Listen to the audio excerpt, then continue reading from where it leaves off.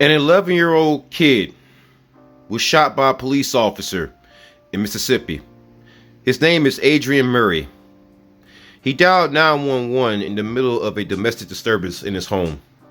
And he's been telling his mom, it's the cops' fault. It's not your fault. I want to have a conversation with white parents as a black parent and as a black man in America.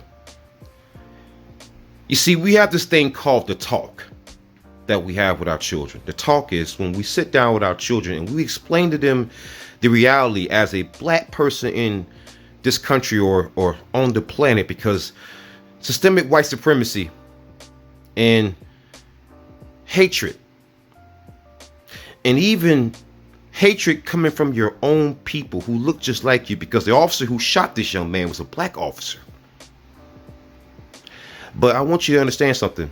When black parents sit down and we have to talk, it's not because we have to talk because we fear that these young black men will grow up and encounter the police.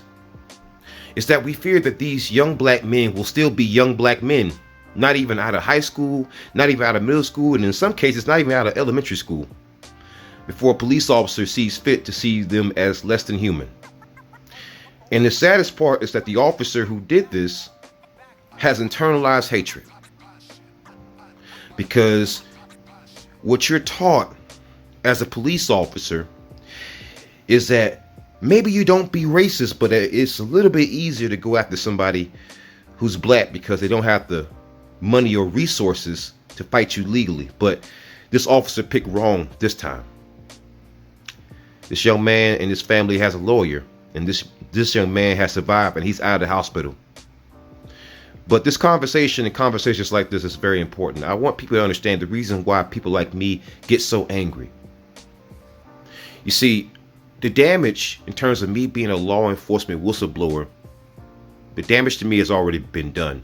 What I'm trying to prevent is a damage that could be done to my sons and to your black child or your black daughter or you black man or you black woman or you black non-binary person, whatever you identify as. I'm trying to prevent the damage done to you. And if a police officer, a law enforcement officer of the supposed so-called law of this racist country cannot see a child as a human being, then it is past the point that we had a conversation about abolishing police, because if kids aren't safe, then we don't need you. We simply don't need you.